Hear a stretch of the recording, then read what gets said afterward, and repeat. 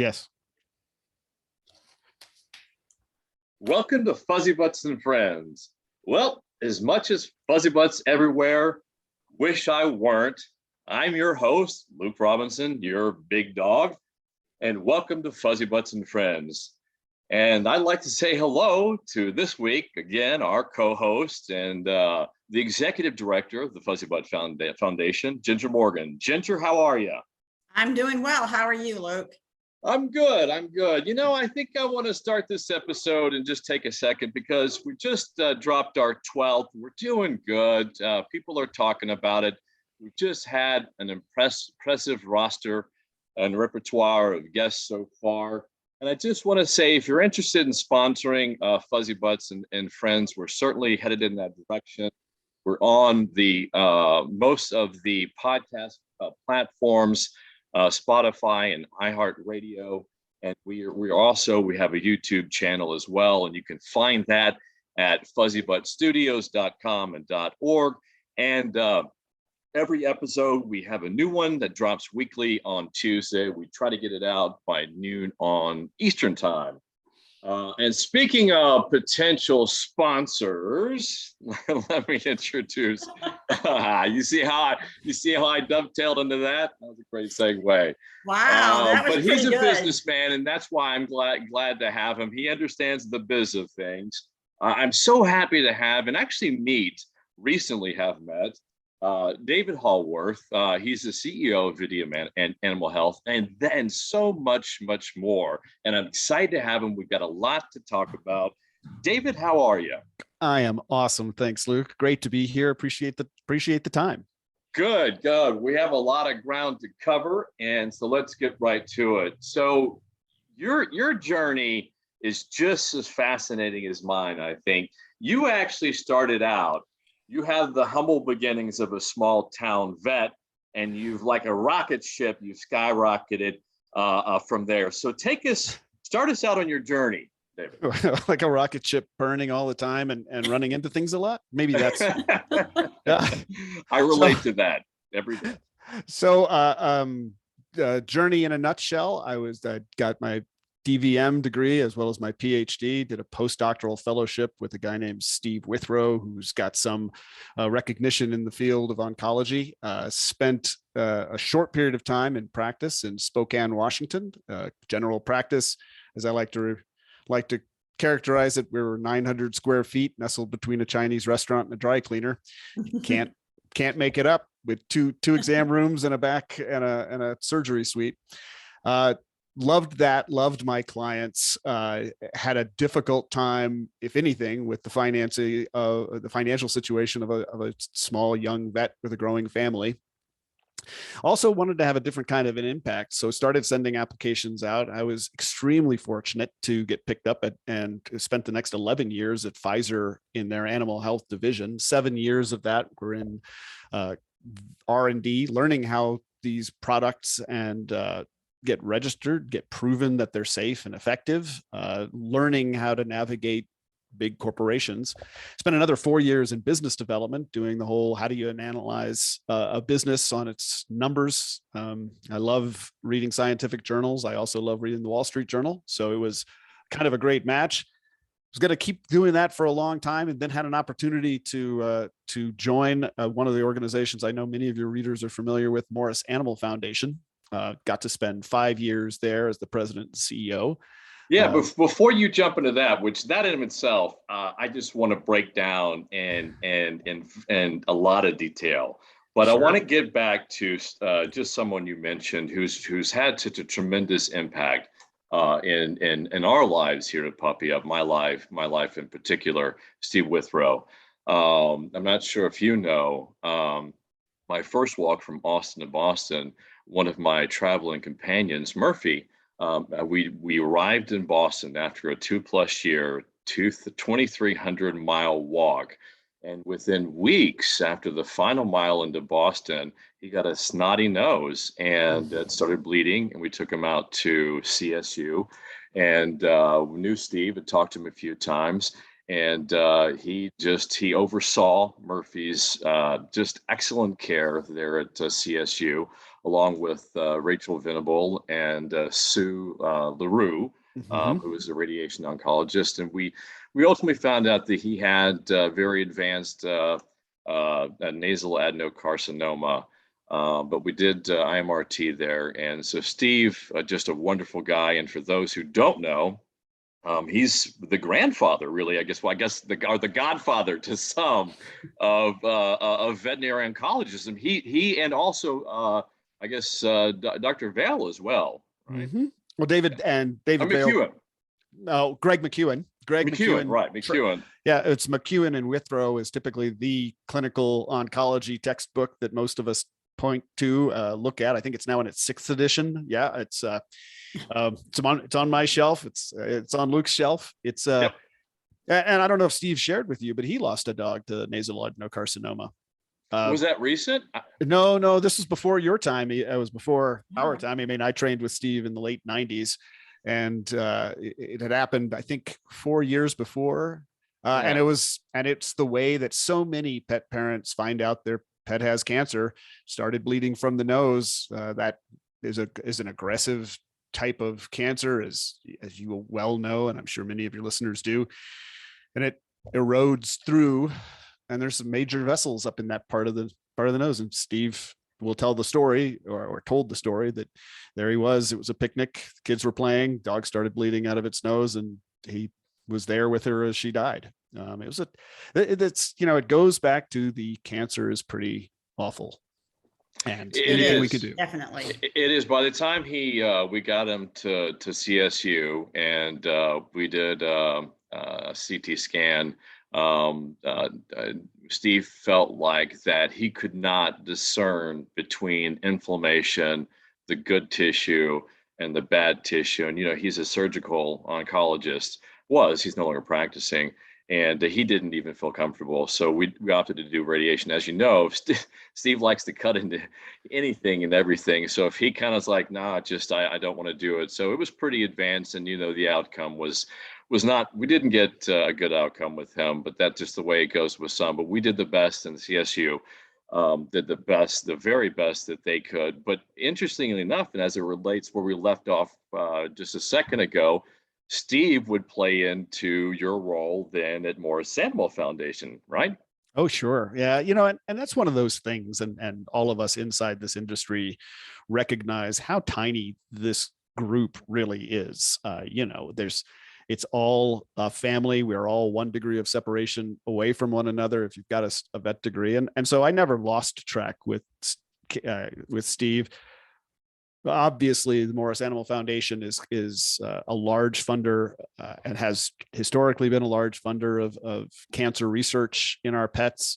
When I got there, we did one of the big challenges was that there had never up to that point been a longitudinal study of dogs. So we all knew dogs get cancer, but we didn't know what were the driving forces. And in humans, one of the huge areas of research and really valuable research are longitudinal studies, where you follow a large population for a long period of time, and you can discern some of them get sick, some of them don't. What's the difference between that population of people or animals that get sick versus those that don't? And so we at Morris Animal Foundation had launched recently efforts to start at that point, and now it's ongoing, the Golden Retriever Lifetime Study, which enrolled 3,000 golden retrievers in households across the country to every year go in, get a thorough medical exam, and then we created a biobank of blood, urine, feces, hair samples, nail samples, genomic data, so that we could try to understand the genetic, environmental, and nutritional driving forces of cancer. There's also a tie-in there with Walk One, my first walk from Austin to Boston, and Morris Animal Foundation, because they were also very, very wonderful and sort of helped me understand very early on the I guess the size and scope of the epidemic or pandemic of canine cancer.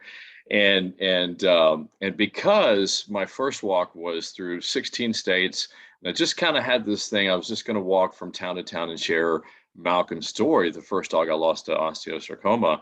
And in doing so, I met so many pet parents with cancer, and I would engage them in kind of conversations. And I would always ask them, what are you thinking about? What would you want to know? What keeps you up at night? I know what kept me up at night going through my first one with bone cancer, and that's valuable data. And so my conversations with Patty, the CEO of Morrison at the time, they had engaged a consultant firm that I had a lengthy conversation, and was a wonderful conversation. And I just kind of just gave them all of the information that I was hearing from pet parents. And it was great that Morris did that, because that ended up, I wouldn't say that became the nucleus of the beginning or the origins of the Golden Retriever study, but certainly I think from that, they had a previous campaign, and then that previous campaign became the wonderful Golden Retriever study. So in some small way, I'm glad to be a part of that, but I'm just so proud of what Morris has done, because it's a tremendous study in size and scope and ambition as well. 100%. And couldn't be more proud of that organization. They did. It was a great 5 year spend for sure. And your golden retriever is what number? My golden retriever. Yep. Bridger, one of our 9-year-old, he just turned 9 last week, and he is participant number 1199. And I remember the team thinking, David, we could just round it up one. Like, we could just let another one in, so you'd be participant 1200. And I thought, that's just not really authentic. Like, we need to keep it real. Keep it real. He was and he's been a fantastic poster child, not only for the study, but for the breed. He and my wife are a therapy team. They were at Phoenix Children's Hospital for 5 years while we were down there. They're up here now. We've relocated to Denver, and they've re-engaged. So he's just about perfect. Well, why didn't Breck get to be a part of this study? How did he get kicked to the curb? So Breckenridge, our second, she's only 7 months old. So the study closed enrollment back in, I was there. So 2017, I think. What is the total number? This is something I also love about the story, and so the study, and it's so powerful. What is the total number of golden retrievers? Did you tell me again? It was 3,000 was the goal. And I think at the end we enrolled 3,050. Okay. And part of the reason for that was because we knew most studies like this have a huge attrition rate, meaning people just get on with their lives. It's a great idea. Of course, I'll do it. And then year 3 and 4 and 5, they kind of forget, they move, they find a new vet. The new vet doesn't want to do the work, blah, blah, blah. One of the things that's been amazing about that study is that there's been over a 95% retention of these cases. So through the course, and it goes again to the passion and perseverance that pet owners and pet parents have, particularly in a breed like golden retrievers, where cancer is a huge risk.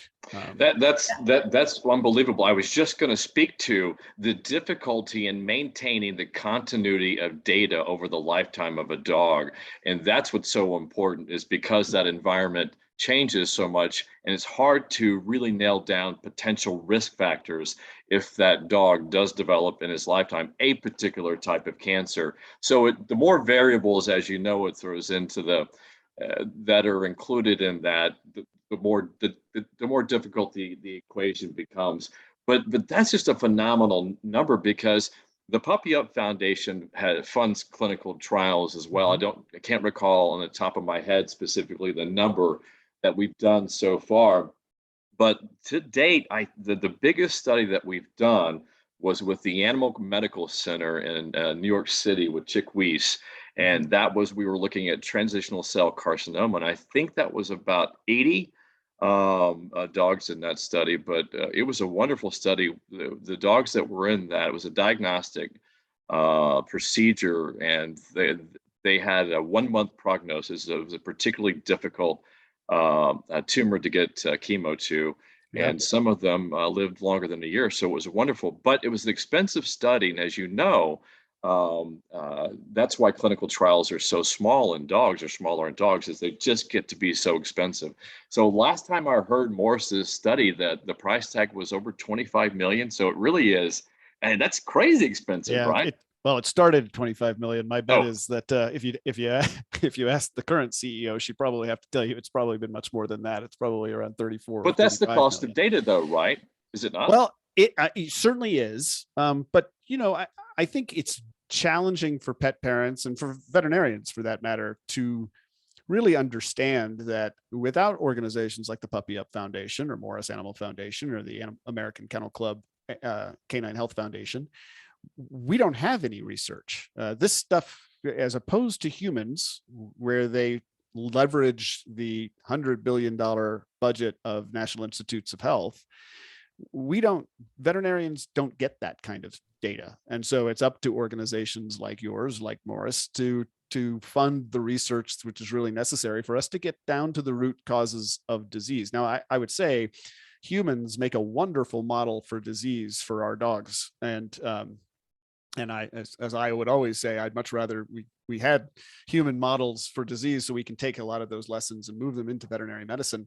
But at the end of the day, we still need veterinary research. And so the support that you guys have generated, the support that Morris Animal Foundation creates, all of that, it is the price of data, and it's the price absolutely. of We attended the IOC convention back in DC a number of years back. It was put on by CSU, and they brought pharma together, human pharma together with the comparative oncology people.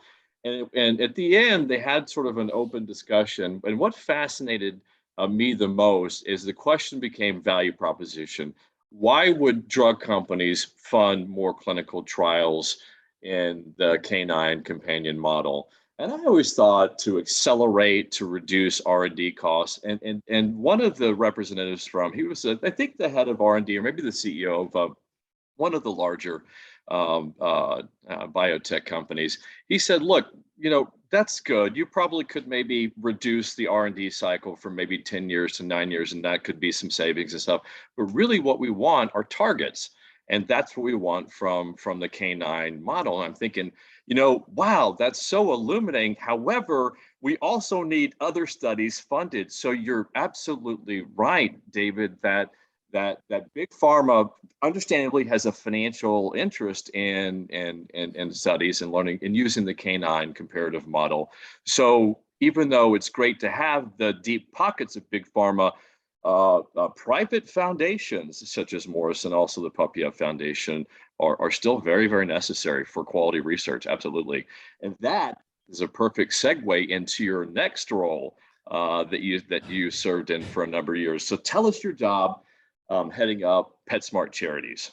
Yeah, so I mean that was a neat transition for those of you who like numbers. Morris Animal Foundation's annual budget was around, call it 15-17 million dollars a year. So we would both raise that. There was an endowment that we got a certain amount from, but raising money, as I don't have to tell anybody who's ever asked someone for a donation, raising money is hard. And it's not easy. And of the 50 or so employees at Morris, I think we had a development team of 18 or 20. When I had an opportunity to go down to Phoenix and lead the PetSmart Charities, which is both the US and the Canadian entity, and at the same time I was a senior vice president at PetSmart, the first question was, how do you raise money? And the answer, for those of you who don't know, is it's at the end of the checkout experience. So you go through, you put your credit card in. At the very last screen is, would you like to donate $1, $2, $5, or $10 to help homeless animals or help pets in need? And to my utter amazement and quite excitement, there was 22% of people who use credit cards at PetSmart. This is last 2 years ago numbers, so take them with a little grain of salt, but they've been stable for years. 22% of people donate something, and the average donation is about $1.57.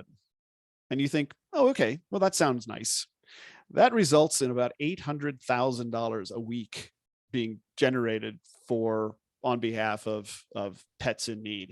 And there's another aspect too that Ginger probably appreciates more than anything, is that when you have literally millions of donors at $1.57, you rarely get phone calls from them saying, what you really need to do is X, Y, or Z. When you have a few donors who are donating a lot of money, then that's clearly a frequent phone call that you get as a CEO there. There's a lot of shoulds. Yes, and everybody knows your business, and I say that a little bit tongue in cheek because we share that experience, and of course, every donor means very well and is driven by passion, and you'd never have to gainsay them. But PetSmart Charities was a wonderful organization in the sense that we had a great stream of money. We had a very supportive, larger organization in PetSmart that benefited, and we were able to really look at the landscape and say, what's making the biggest difference? Because gosh knows there's never going to be enough money, no matter how much you are bringing in. And so over the course of a year, we would be able to give grants and other programs worth around $70 million when you threw in all of the in-kind donations that the larger organization could also do. So I think it's a great example. Of course, people can probably argue that there were things we should have done that we didn't do, things that we did do that we shouldn't have done, and I appreciate those arguments and happy to have the conversations. But I do think it's a good example of where everyone does better by organizations doing well, because you just can't operate at that kind of scale in many other places. So again, great organization, great people, lots of very good done with those donations over the years. Well, at the end of the day, one of the things that I realize, David, even though I talk primarily or have spoken primarily about cancer and our companion animals, one of the things I really learned was that my message is much bigger than that on my travels, and that's been talking about the values of our companions in society, and that you can communicate that value or reinforce that value in so many different ways. And there are so many different ways that you can do that. And one of that ways is where Ginger comes from is before she was with the Puppy Up Foundation, is she ran for 4 years. She ran the Memphis and Shelby Humane Society. And so she can speak to the tremendous need of the companions she saw here in Memphis, this area. Yeah, we were always full and over full, and it didn't matter how many dogs and cats that we took in, there were still more out there that needed it. And I know we got grants from this PetSmart Charities as well a few times, and obviously we use those for programs for spay neuter and stuff like that. So it's that's shelters and rescue groups are a huge part of helping out, and we always appreciated those donations. But I look at it, we're based here, the foundation is based here in Memphis, and occasionally when I'm here in the area and I drive around, I occasionally see pit bulls, just dead bodies on the side of the road. And for me, what I realize is that if people can't value the lives of our companions at a basic level, then they're not going to think about cancer treatment, right? They're not going to go. It's almost like the Maslow's hierarchy of needs. Exactly, precisely. Is that we've got to get that level. So one of the great things that you did or you oversaw, I guess, at PetSmart Charities is that you guys did a substantial amount of work for shelters and rescues, right? Oh yeah, I mean, 80%, 85% of the work that we did was trying to help shelters elevate the game that they were playing. It's a struggle because, as Ginger alluded to, we really had to fund programs, not operations. And of course, when you ask the shelters, most of them would say, we can handle the programs. It's the operations that we're struggling with. But again, these balances and decisions have to be made. The organizations, look, nobody goes into anything in the animal health industry or the animal welfare industry for the glory. Usually they don't go into for the riches. Everyone who's in this community is doing it out of a passion and out of a recognition for what these animals bring to our lives. I don't think English has a very good word for the relationship, for what these beings are that occupy so much of our hearts and so much of our lives. Are they animals? Well, technically, yes, but so are we. Are they children? Well, I like to tell the story. Yeah, I think so. But, I have 2 adult children, 25 and 27. And as we raised them, part of the goal was to get them out of our house. But I love them dearly, but I think they're great. They become great young adults. But our goal was to teach them independence and teach them how to be. It's a very different attitude that I have with any of the animals I've ever been able to share my life with. I make a promise to them that from the moment they enter our house with whatever they bring, whatever baggage they might have at the moment, till the moment we have to make the decision, in almost all cases, that it's time for them to go, we are responsible for their care and their love and making sure that they have a safe, healthy environment to be in.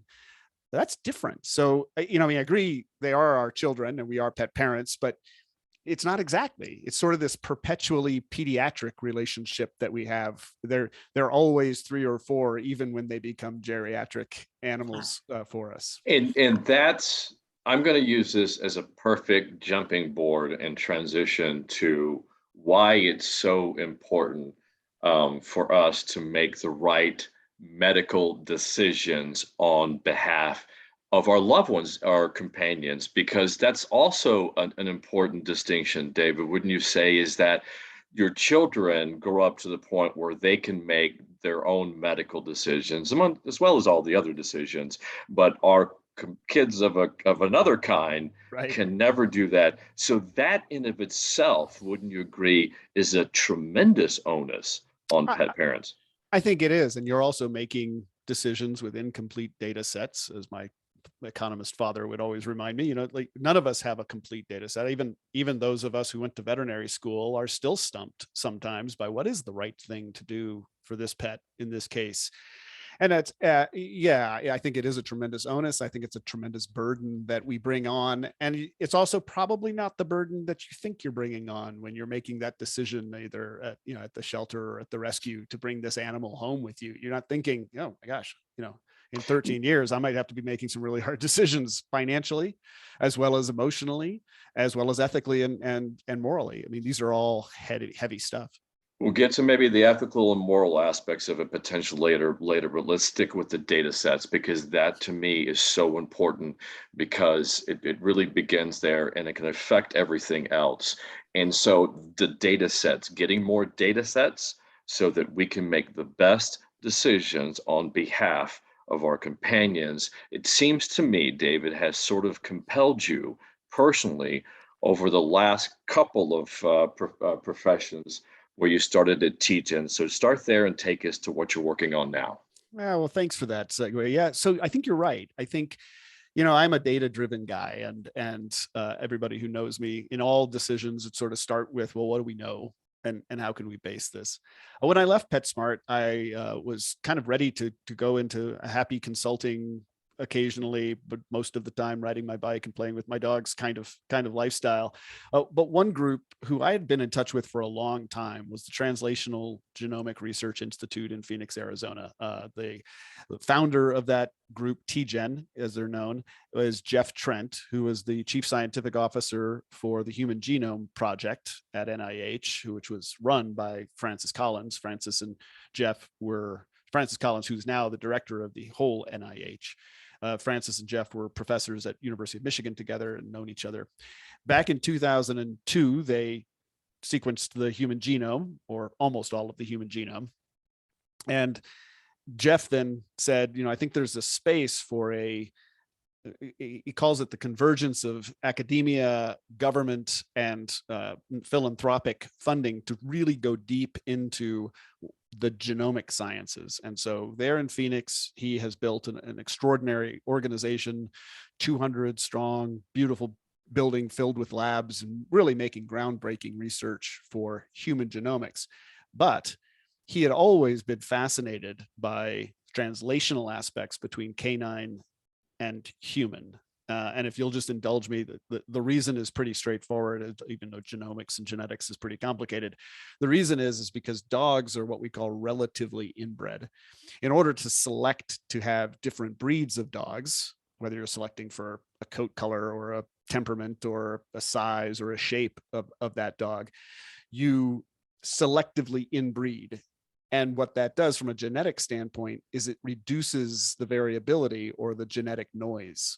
And then if you've got a genetic change that causes a disease, you can see it more clearly than you can in human populations, which are truly outbred. And so many of the major genomic findings, BRCA1, BRCA2, P53, these are genes that many of us have come to know over the years, came from early observations in the same relatively inbred populations of humans. So Jeff came to me after, as I was starting my happy road towards retirement, and said, hey, we've got an idea. There's been amazing advancements been done in human cancer diagnostics based on genetic changes over the last 15 years. We think it's time to do something like that for dogs. And so along with my co-founder, Will Hendricks, and our third co-founder, Katie Banovich, we started this idea of a genomic diagnostic company for dogs' cancers. So that's Vidium Animal Health. Yeah, and so you have basically a flagship product. Your first product, which I want to get to, is the Searchlight DNA. Right. But am I correct that your other product, which is for lymphoma, did that come first? Is that the first? So it's called EPAR, or the PAR, which stands for PARR, stands for polymerase PCR-based antigen receptor rearrangement assay. And yeah, the science behind Can you say that real fast? Sure. PCR-based antigen receptor rearrangement assay.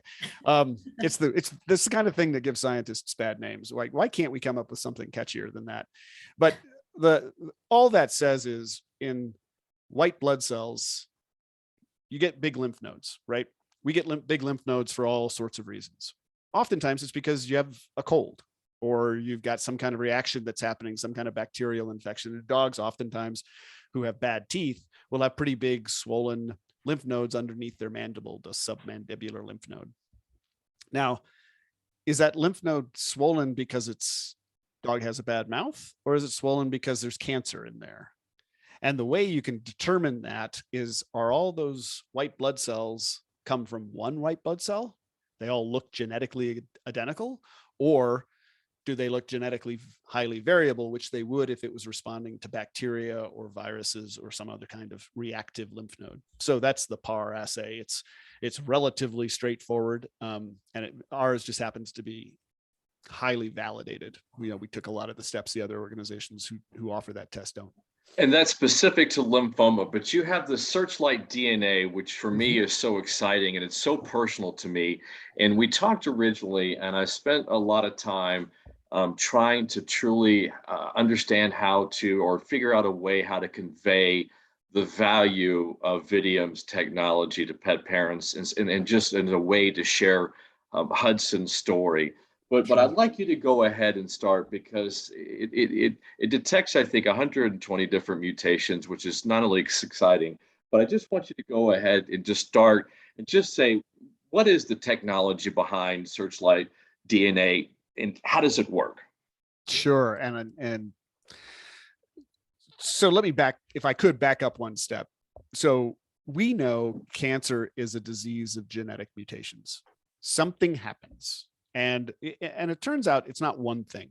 It initially, back in the early 2000s, when Time magazine was saying, look, we've sequenced the human genome, all diseases are going to go away now in the next couple of years, we thought that it was going to be straightforward. We thought that there'd be a few kind of mountains out there in the landscape, that once we figured out what that mountain looked like, we could find a drug to fix the problem, and then all cancer would go away. What we found is it's a much more complicated landscape than that. There are lots of hills and variables, and you have to have multiple happen at the same time. But just because it's complicated doesn't mean we're not making progress in figuring it out. And in this case, there are 5 or 6 human genomic diagnostic companies that offer tests very similar to this: Foundation Medicine, Guardant Health, Exact Biosciences. These are billion-dollar companies that are making real inroads in, as you mentioned earlier, Luke, finding what's gone wrong in an individual's cancer. And then, because we found those targets now over the last 20 years, human drug companies have created drugs specific for that. That's why when one of our loved ones might get, God forbid, breast cancer, you don't talk about it like breast cancer anymore.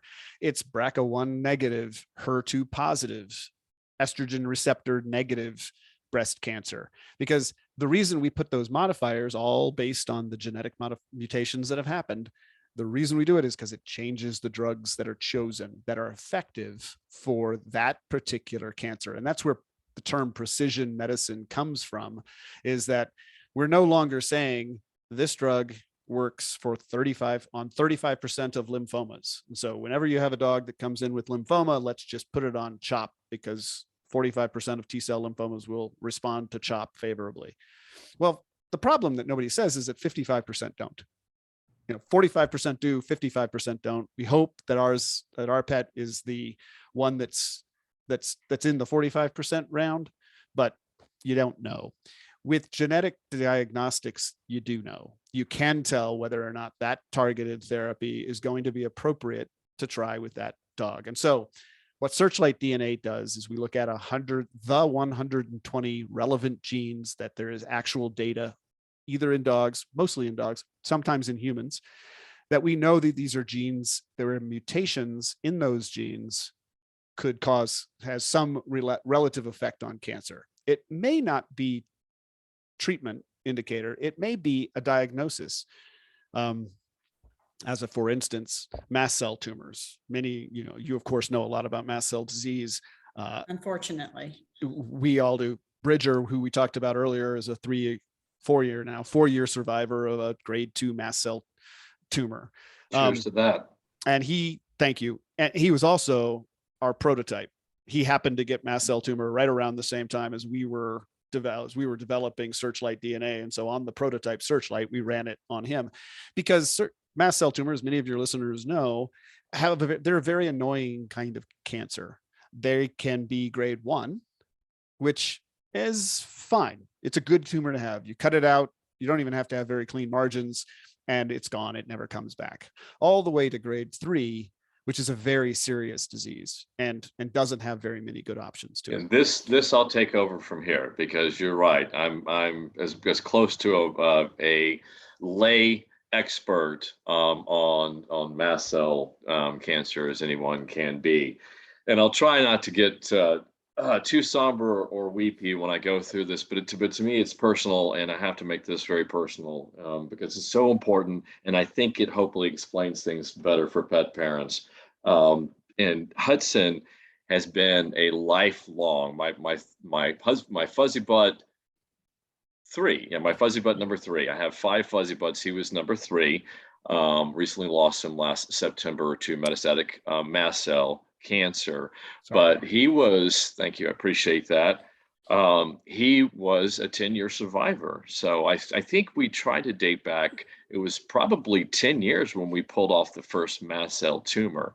And I can't recall, David, when we did the first Mitotic Index kit, when we did those advanced diagnostic or prognostics that you're speaking of. I know that Craig Clifford, who's a good friend of mine and been a thought leader and mentor since early on of the days of Puppy Up Foundation, he was the first one to say, hey, you really should find out some additional data about the mast cell tumors on Hudson. And so we did. And so I like to explain it this way, is that in every case, we determined, or the test determined, that his mast cell tumors were low, had a low mitotic index, slow growing, therefore, and therefore chemo or additional therapy was not warranted. And so in every single case, all we did was excise it, take the damn thing out, get clean margins, and it was gone, and we never had to give it a second thought. And so, except, as we know, until the last one, and that's the one that we're all, the weird one that does crazy things, the aberration, and that's the widowmaker, as it was. That's the fatal one. And that's pretty much, I think, all mast cell cancer patients get that if they live long enough. But if you think about it, though, here's the way I like to think about it, David, is that let's say that I think maybe 12 mast cell tumors. Do you think Hudson had in his lifetime, Ginger? Would that be? Ginger's also been with me and Hudson since the early days of Puppy Up, so she knows the history that I can That no would longer remember. be, I don't know the exact count, but I do Probably know 10. that that's probably pretty close, because there were a couple times when he had surgery that he had more than one removed. Right. Again, there's the importance of early detection and finding all those lumps and bumps. And I found some when the veterinarian couldn't even pull anything out of it with his fine needle aspirate. He goes, "We're going to have to wait." I'm like, no, we'll just take it off. So let's just that's yeah, we got to check for lumps and bumps. If you have a mast cell tumor kid, you always got to check the lumps and bumps. But let's just say 12. Let's just say 10 of those mast cell tumors, we did the additional diagnostics. We looked at the mitotic index. And so in every case, we decided not to do chemo in the last one. So think about the value of those additional diagnostics when we talk about the value of that. That saved us from having to put Hudson through chemo, unnecessary additional therapeutics that were absolutely unwarranted in that case because we got that additional diagnostics. So that's one value that Vidium's technology. And hold on a second, just make sure I'm clear. There's also the other one, which you can talk to, which is equally exciting. Is that in that instance, the additional diagnostics said don't do chemo. Okay, but what yours does is yours also says in the majority of cases is do chemo, but do better therapy, correct? Well, yeah, sometimes it will tell you that Palladia, which is trametinib, the quote unquote the sort of standard of care for mast cell, is appropriate because it has the mutations in those molecular pathways that trametinib or Palladia addresses. But if they don't, just what you said, Luke, and we can do it better than the mitotic index because we're actually looking at the disease, looking at the mutations causing and driving that disease. We can say, yep, this would be a good candidate case for Palladia, or look, you just don't have the mutations in that molecular pathway. Palladia is not warranted in this case. Oh, but another targeted therapy might be. So, you mentioned the mitotic index as an additional diagnostic for mast cell. Turns out that genetics will oftentimes lead you directly to a specific diagnosis. And, even in veterinary medicine, with all the great advances that we've made, we really haven't made that many great advances in diagnostics over the last 30 or so years. c-KIT was originally one of the mutations that people specifically looked for. Clearly, we look for mutations in the c-KIT gene. That was for Palladia. But we also look at the other associated genes in that molecular pathway. And I'm sorry if I'm getting a little too esoteric here, but cancer is a disease of mutations. Mutations either cause cancer is a disease of dividing cells. The reason those cells are dividing uncontrollably is because the normal control pathways that cells have, where cells know that they're not supposed to keep dividing, are broken. They're broken at the genetic level. And so by identifying those genetic breakages, those mutations, we can identify which pathways are broken. And therefore, you can go back in with drugs in many cases and say, if the brake line was cut, we can repair those brakes. If the accelerator is stuck full on, we can pull the foot off the accelerator with these targeted therapies. So it's an exciting time because we're actually getting more options to the veterinarians, both general practitioners as well as oncologists. It is exciting. It's very, very exciting. And I'll take that analogy and I'll raise that actually because you're doing such advanced diagnostics that you're learning substantially more.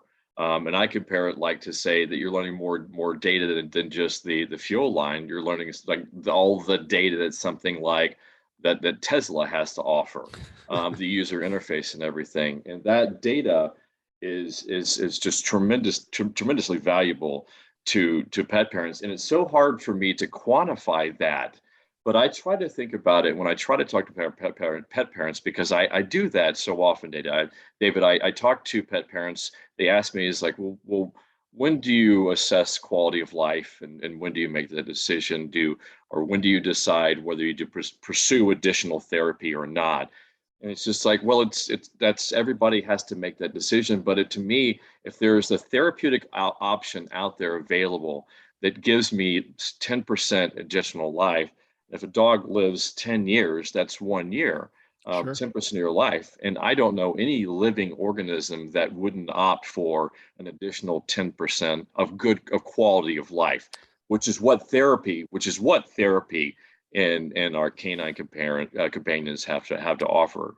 Right. Right. 100%. And, I think that's the fear all pet parents have when faced with significant disease is there, is there something I could or should be doing that I'm not doing, that Right. I'm not either being offered or that is still unknown. And I think that's where advanced diagnostics is really exciting, because And we need that also because, to speak to your point just a second ago, is that you talked about the complexity of that.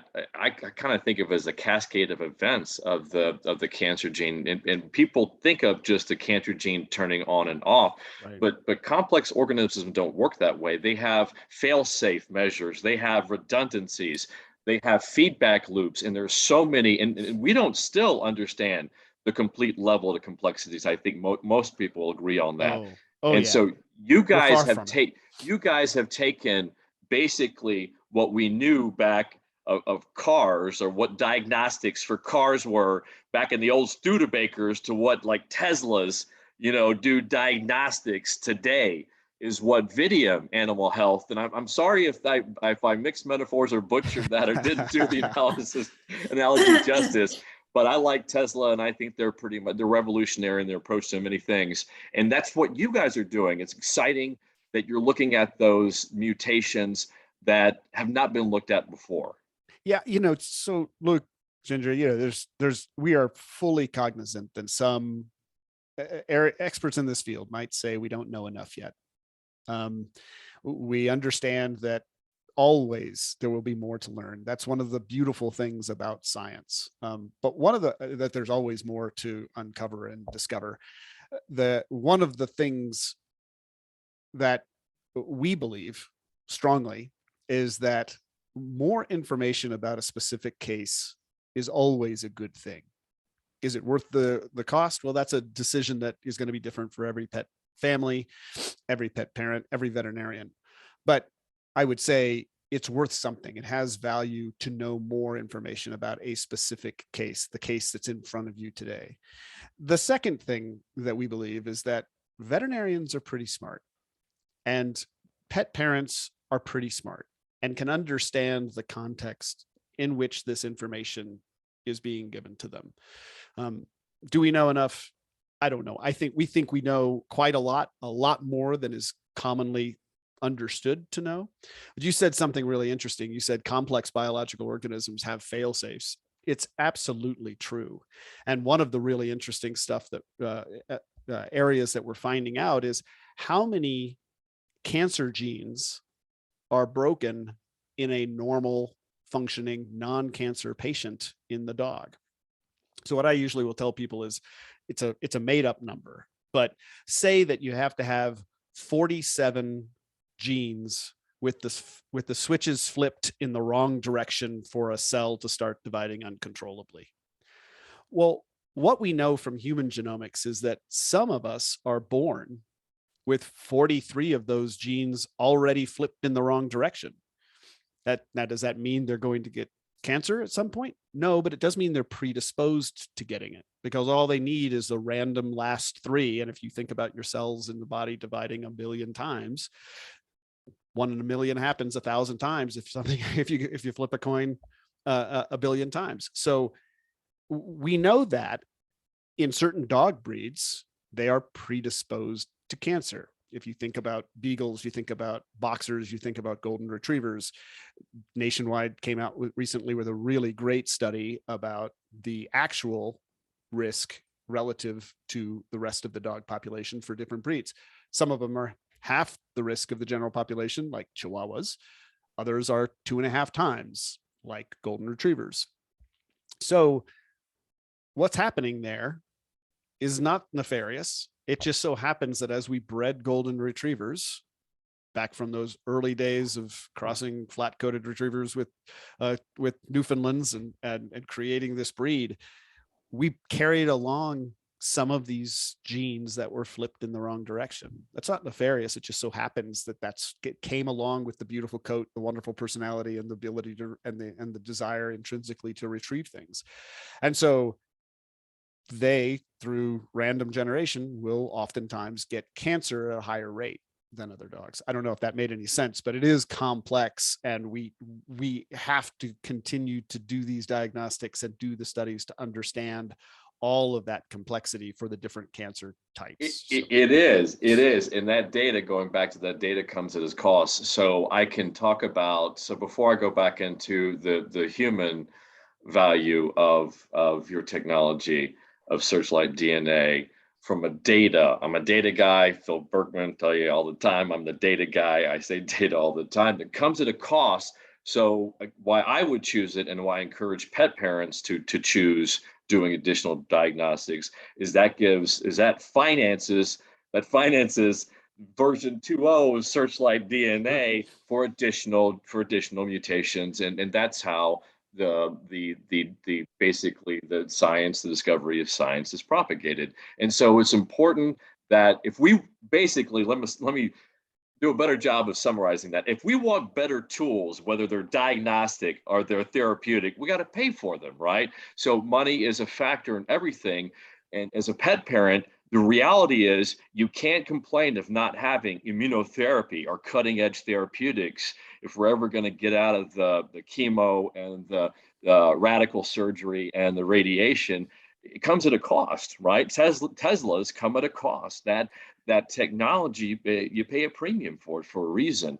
So there's that. I'm passionate about that, but I'm even more so passionate about the love and the compassion value, because for me with Hudson, even though the Searchlight DNA could not have saved Hudson, it was inevitable. The cancer was metastatic. It was far too pervasive in him. I would have paid anything for that additional data, because the value and the quality of life, and so long as you can maintain that quality of life. But it is important, like you said earlier, is that I'm an outlier, and so it is my job to push that envelope, because that envelope also, to have people like me, and also Ginger to a certain extent, I push a little harder than Ginger does, people to accept technology. That's how we push discovery. We can all do a lot better, and so I hope we do that here through Fuzzybutts and Friends. So I hope I did a pretty good job using Hudson as certainly an example of why Vidium's technology is so important to me and to pet parents.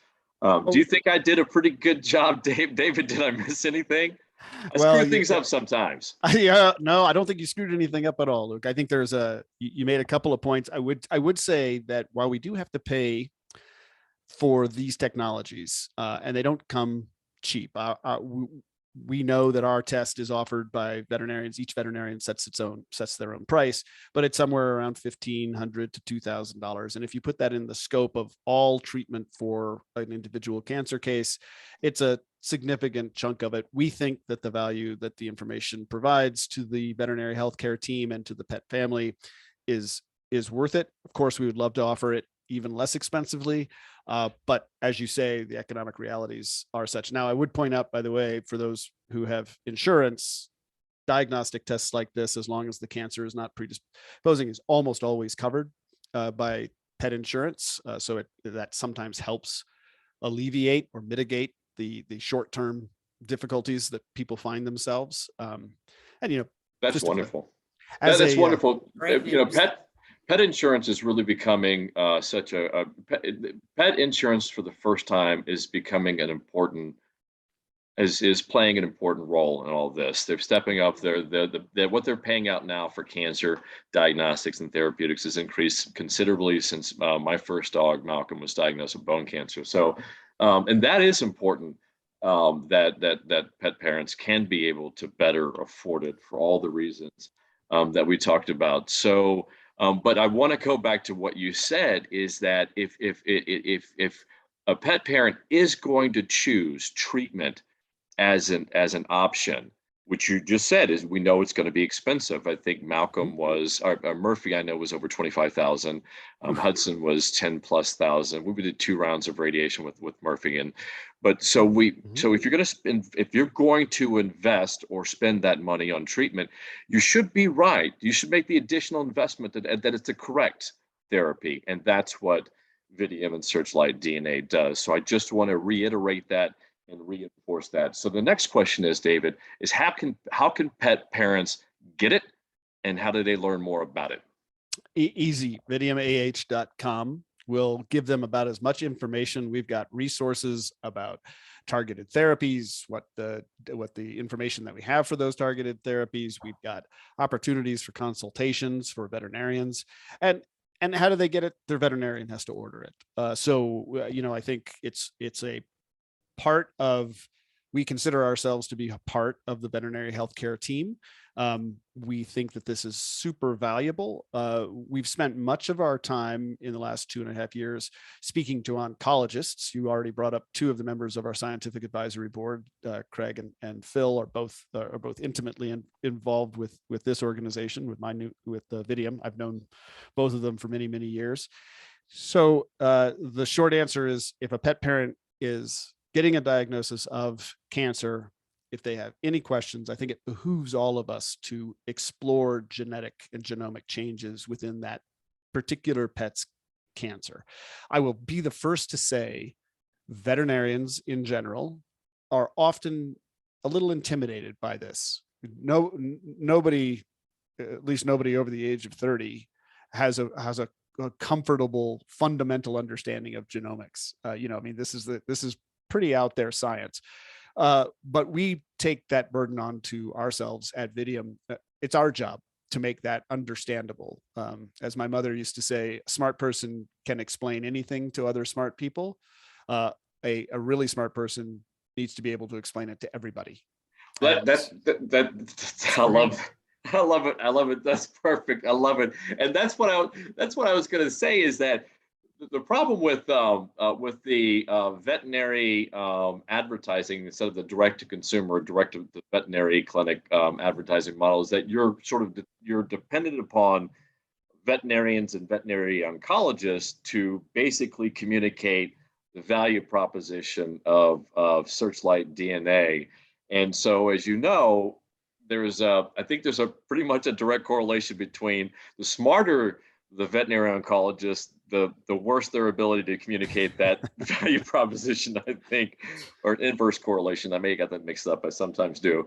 But I just kind of inspired me to think about this, David. Maybe what we should do with Fuzzybutts and Friends is we should bring on the veterinary oncologists here on Fuzzybutts and Friends, and I can help teach them how to communicate that value proposition of Searchlight DNA to the pet parents, because we got to get it in the hands of more pet parents, because that's the way, because people will talk about how transformative it is, because it was for Hudson, and it certainly made a world of a difference in his lifetime. And had he been alive long enough to use and experience Searchlight DNA, it would have been wonderful. So what is next, David, for Vidium? What's in your pipeline? Oh, heck. We have got so much exciting. You made the comment earlier, Luke, that without support, we can't have technology, and without cost, that it comes at a cost. I will say that it comes at an extraordinary discount also, because we can leverage the literally tens of billions of dollars a year that are being poured into human genomics to understand, to create new technologies, to reduce the price, to increase the whole database of knowledge. And we have 3 PhDs at Vidium who do nothing really. They do a ton. Let me make sure I say that. But they're principal roles is making sure that if anything gets published in the literature, in the scientific literature, about a biomarker that connects a specific gene mutation to either a diagnostic, a prognostic, or a treatment indicator, we know it and it gets incorporated into our data set, and therefore it gets incorporated into those reports. So it's constantly being updated. It's constantly being expanded upon. So one is this genomic diagnosis of disease once it's been diagnosed. So once you know that there's a cancer, what can we find out about it? And again, of course, that universe of knowledge is expanding all the time. Number two is, how can we get it sooner? And so there's been a lot of discussion in the human side of things around liquid biopsies, so-called liquid biopsies, just essentially means what can we find out from a blood sample that we can't see otherwise? Here's the bottom line. Cancer cells are growing all the time. They're also dying all the time. They die at a faster rate than normal healthy cells usually. And when they die, the DNA inside them goes into the blood. Now, it doesn't last very long, a couple hours, 5 or 6 hours, before it gets broken down and eliminated. But it's there, and it also has specific patterns. Different. You can pick out cancer DNA. Then, and this is all called cell-free DNA or cfDNA or circulating tumor DNA or ctDNA. So all this stuff is now pretty well understood in the human side. In veterinary medicine, we have one company called PetDx that's just introduced a blood test, still pretty expensive. And so certainly we're looking into those technologies to see if we can get that back down to a price that makes sense for us to start putting into annual exams of, say, dogs over the age of 6 years old, or dogs in predisposed breeds, maybe over the age of 4 or 3 years old. So if you can imagine, just think for a second, if we said, look, your dog looks pretty healthy, but it's in my case, a 9-year-old golden retriever, for $250, we can do a blood test that'll give you a signal whether or not we ought to look more closely for cancer, diagnose it earlier, and presumably have better treatment outcomes if you can diagnose a tumor earlier. So that's a really exciting area for us. Can't tell you when, can't tell you how much, can't tell you what it's going to look like, but I will say that that's an area that we're exploring. And then also on the other side, you've been through pets with cancer enough. You know that the deal is we treat, we think we get remission, then we have to follow up every 3 months, every 4 months. You go back in, you get abdominal ultrasounds, you get radiographs of the lungs, you do a full physical exam, you do blood work. Well, what if we could, instead of doing all that, we have such good tools that you just need a blood sample. So you go in every 3 months, you get a blood sample, and then